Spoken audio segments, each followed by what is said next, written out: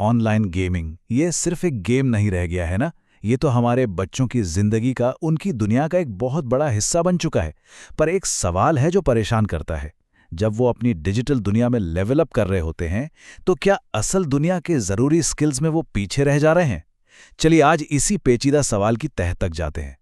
वो पुराने जमाने वाले टेक्स्ट बेस्ड गेम्स तो अब याद भी नहीं होंगे किसी को। आज की ऑनलाइन गेमिंग की दुनिया, अरे ये तो अरबों खरबों डॉलर की इंडस्ट्री है। और हमारे बच्चों के लिए, उनके लिए तो ये एक नया चमकता हुआ डिजिटल प्लेग्राउंड है। यहीं उनके दोस्त बनते हैं, यहीं वो कंपटीशन करते हैं और यहीं वो सीखते भी हैं। सच कहें तो ये उनकी पूरी जिंदगी को एक नए तरीके से गढ़ रहा है। अच्छा, इस पूरी बहस को समझने के लिए ना एक कॉन्सेप्ट को पकड़ना बहुत ज़रूरी है, और वो है इमोशनल इंटेलिजेंस, जिसे शॉर्ट में EI भी कहते हैं। अब ये है क्या? ये सिर्फ खुश या दुखी होने से कहीं ज़्यादा है। इसका सीधा सा मतलब है अपनी फीलिंग्स को समझना, उन्हें कंट्रोल करना और सबसे ज़रूरी, दूसरों की भावनाओं को महसूस कर पाना। सच पूछिए तो ये असल ज़िंदगी का एक सुपर पावर है। तो फिर बड़ा सवाल यहीं आकर रुक जाता है।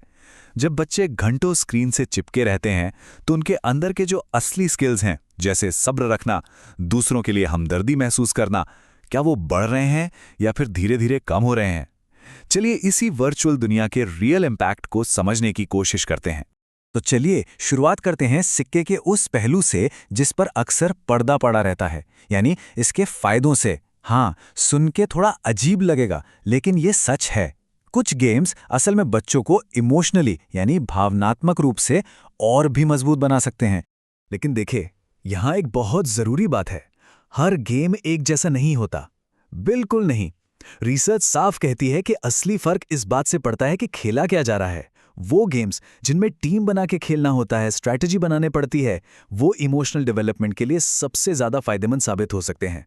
एक स्टडी के बारे में बताता हूं, उसमें पाया गया कि 45% यंग गेमर्स ने यह माना कि सिर्फ 1 महीने के अंदर ही उनका धैर्य, उनका पेशेंस बढ़ गया। खासकर उन गेम्स में जहां आपको बार बार हार कर फिर से कोशिश करनी पड़ती है, वहां यह स्किल तो अपने आप ही निखर जाता है। और कहानी यहीं खत्म नहीं होती। उसी स्टडी में 60% से ज्यादा प्लेयर्स ने यह भी कहा कि अब वो टीम के अंदर होने वाले छोटे-मोटे झगड़ों को बेहतर तरीके से सुलझा लेते हैं। मतलब साफ है, वो वर्चुअल दुनिया में ही सही, लेकिन कॉन्फ्लिक्ट को मैनेज करना सीख रहे हैं। और मजे की बात यह है कि ये सिर्फ बच्चे नहीं कह रहे हैं। लगभग आधे यानी 50% पेरेंट्स ने भी इस बात पर मुहर लगाई कि उनके बच्चों का टीम वर्क सुधरा है। तो इसका मतलब क्या हुआ? यही कि अगर माहौल सही हो तो गेमिंग टीम में मिलकर काम करने की भावना को वाकई बढ़ावा दे सकता है। ये फायदे सिर्फ इमोशंस तक ही नहीं रुकते। सोचिए, गेमिंग तो दिमाग के लिए एक तरह की जिम है। जब कोई गेमर किसी मुश्किल पजल को सॉल्व करता है या फिर जीतने के लिए कोई नई स्ट्रैटेजी बनाता है, तो वो असल में अपने प्रॉब्लम सॉल्विंग और डिसीजन मेकिंग मसल्स को मजबूत कर रहा होता है। लेकिन जैसा कि शुरू में ही कहा था, ये एक दो-धारी तलवार है।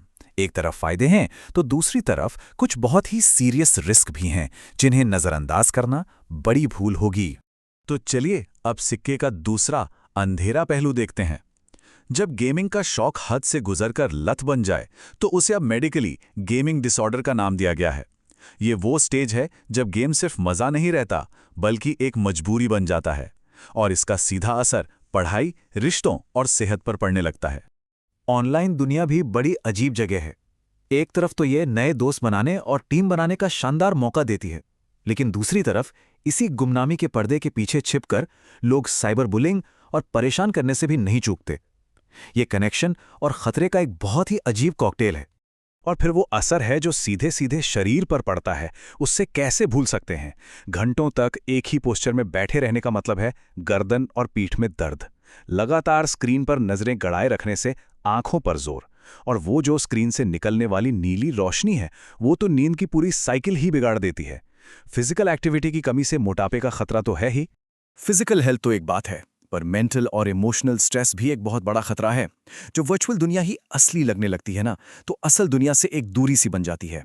इससे एंग्जाइटी बढ़ सकती है, और जो रियल लाइफ रिलेशनशिप हैं, उन्हें निभाना भी मुश्किल लगने लगता है।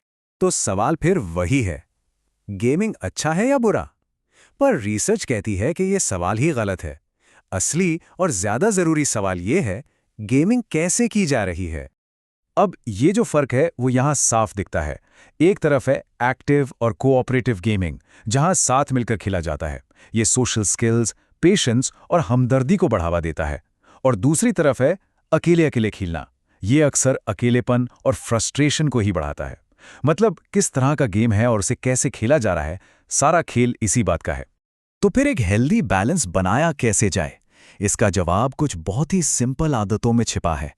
जैसे गेमिंग के लिए एक टाइम लिमिट सेट करना, हर थोड़ी देर में ब्रेक लेना, और सबसे ज़रूरी ये पक्का करना कि गेमिंग की वजह से नींद और फिजिकल एक्टिविटी पर कोई असर ना पड़े।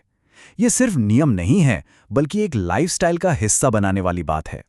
तो आखिर में हम कहाँ पहुँचते हैं? सारी बात आकर टिकती है बैलेंस पर, संतुलन पर। मुद्दा डिजिटल और रियल वर्ल्ड को एक दूसरे के दुश्मन की तरह देखने का नहीं है, बल्कि ये देखने का है कि ये दोनों दुनियाएं साथ मिलकर कैसे चल सकती हैं।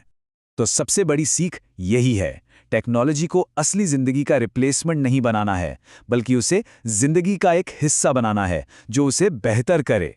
हमारा मकसद स्क्रीन टाइम को जीरो करना नहीं है, बल्कि उसे ग्रीन टाइम के साथ समझदारी से मिलाना है। मतलब बाहर खेलना, दोस्तों से मिलना जुलना, ये सब भी उतना ही जरूरी है। तो अंत में सवाल ये नहीं है कि बच्चों को गेमिंग से कैसे दूर रखें। असली सवाल तो ये है कि हम उनके इस डिजिटल दुनिया में शामिल कैसे हों। ये समझने की कोशिश करना कि आखिर वो खेल क्या रहे हैं, क्यों खेल रहे हैं। शायद कभी-कभार उनके साथ बैठकर खेलना और उनकी ऑनलाइन दुनिया की जीतों को असल दुनिया के अनुभवों से जोड़ना। ये एक चुनौती जरूर है, लेकिन शायद यही सही रास्ता है। इस पर जरूर सोचिएगा।